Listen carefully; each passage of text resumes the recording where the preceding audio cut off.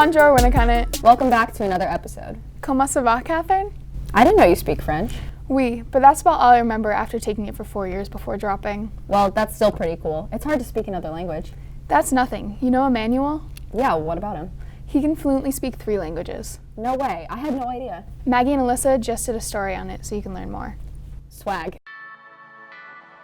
Many students here at Winnacunnet have their own special talents, whether it be sports, art, or academics. Sophomore Emmanuel Knowles is included in this unique group as he can fluently speak 3 languages. Mein Name ist Emmanuel und ich kann 3 Sprachen, fluent in like German and French mainly. His fascination with learning languages came at a younger age when his dad suggested he start to learn one. In 5th grade, my dad wanted me to learn another language, so I had the choice between either French or Spanish, so I chose French. But I kind of stopped because it didn't work. But then in 8th grade, from the summer from 8th to 9th grade, I started learning German, so like German was really my second language. Some of his passion for learning a more uncommon language, such as German, came from his family's past. I have a lot of German ancestors. My mom would tell me why certain things happen in our family. Although at this point Emmanuel has been learning and speaking in these different languages for a few years, it is important to him to do different things to keep the language fresh in his mind. I watch a lot of TV shows and movies, especially in German and French, especially French and German music. It kind of helps with listening and comprehending. Sometimes if I speak to myself, I speak to myself in German and French, so like if something happens, it just kind of comes naturally, like I don't even think about it. So it just keeps my mind like sharp and keeping the language.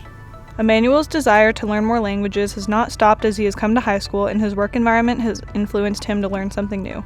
I work at a karate place and there's a kid who speaks Portuguese, so I'm learning a little bit so I can speak with him. In the future, Emmanuel hopes to have fun with the languages he's learned and put them to a practical use as a translator or interpreter. Je m'appelle Emmanuel et je peux parler 3 langues. For WHTV, this is Maggie and Alyssa. Wow, that's so impressive. We have some cool students at this school. I mean, we aren't the 15th best high school in the state for nothing. Where are you getting that number? The U.S. News and World Report. The U.S. News and World Report recently announced the best high schools in the country. Winnacunnet is ranked 15th out of 94 high schools in New Hampshire and is ranked in the top 20% in the nation, within the national ranking of 3,223 out of 17,245 high schools.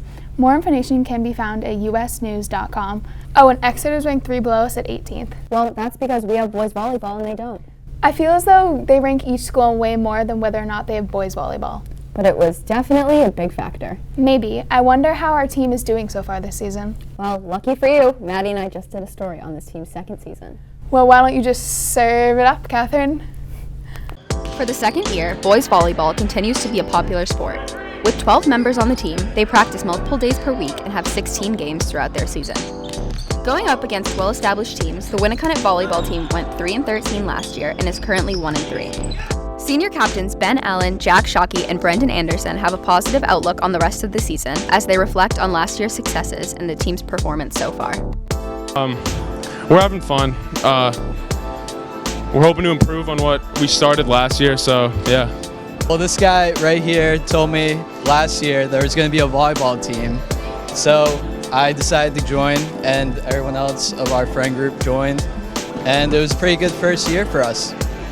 I see the rest of the season going pretty well. I mean, we got a pretty good group.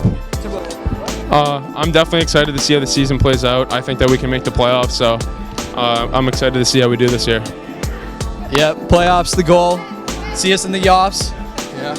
Coach Margaret Allen also agrees that the team is working well together and has a good season ahead of them. The team has improved a lot. We've thrown out a lot of complicated offenses and defenses, and they've really picked up on it quickly. And for this only being our 2nd game, and we're really competitive with a really tough team, I'm really proud of them. We're hitting a lot harder, we're serving a lot better, and we're passing tremendously. They are probably the funniest team I've ever seen. They're a lot of fun to practice with, to be around. They support each other 100%, and when you have something like that, you can do anything. So they're a really great team.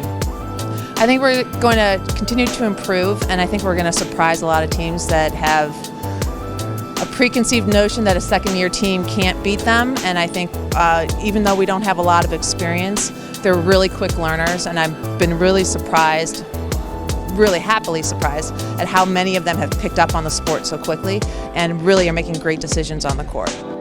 Make sure to come out and support the volleyball team as they finish out their season. For WHTV, Catherine and Maddie. That looks fun. I'll have to make sure to check out some of their games. Yeah, they're a lot funner than you think. Funner? Yes, as in more fun. Catherine, funner is not a word. It is if I want it to be. You're going to college this year. You should know these things. Well, then you should know where people are going to college if you want to be the grammar police. Geez, okay. We'll run the story. As the year is winding down, it's time for our seniors to start making decisions about what they want to do after high school. There's tons of different paths that they could take, so we decided to see where exactly our seniors are going. As of 2018, approximately 60% of students attended a 4-year college, 18% attended a 2-year college, and 5% entered other academic programs. This compares to approximately 64% of students going to college in New Hampshire. I'm going to Lesley University to get my BFA in Fine Arts and Illustration. I'm doing Grade A for a year and then transferring to a school. I'm going to be playing Division I field hockey at the University of New Hampshire and getting my BFA in Fine Arts. I'm going to UVM to study political science. Going to University of New England for occupational therapy and hopefully be a part of the dance team. I'm going to go to Northeastern and study architecture. I think I'm going to Dartmouth for econ, for economics. I'm going to the University of Washington for biochem. I'm going to Seton Hall University. RWU, baby. Hawks, go Hawks. Assumption College, go Hounds. I will be attending Emerson College, and I think I'm studying sports communications. I'm going to Wentworth, and I'm studying mechanical engineering. Going to Penn State University, baby. Yeah. Supply chain management. So I'm doing a gap year program so far, and I'm going to travel to 10 different countries. I'm excited. Probably going to defer somewhere, not sure yet. I'm joining the Marine Corps. I'm going to Emerson College next year to study media production. I'm going to do my 2-year program at Great Bay, then try to reach out to another college and pursue something that I really want to do. Yeah, I'm going to be right here at Winnicott High School for another year. In that exact spot.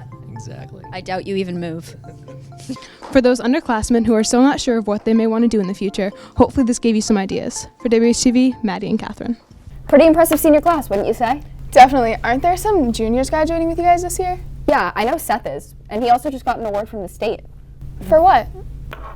Seth Pompriant has been selected as the 2019 New Hampshire Sons of the American Revolution Enhanced JROTC awardee and will be the recipient of a $1,000 award. This selection makes him the New Hampshire representative in the National SAR JROTC recognition program. The winning cadet at the National Society level will receive his or her award at SAR's annual Congress being held in Costa Mesa, California, July 5th through 10th. The national level awardee will receive a National JROTC medallion and an award of $4,000. This Saturday, Seth will be recognized as the New Hampshire State Awardee and will be presented a certificate and the award during NHSSAR's annual luncheon being held at the Old Salt at 12 p.m. That's awesome. Congrats to Seth. And congrats to Julia for successfully getting through an episode. Have a great weekend, Winnicott. Bye. Why are you saying it like that?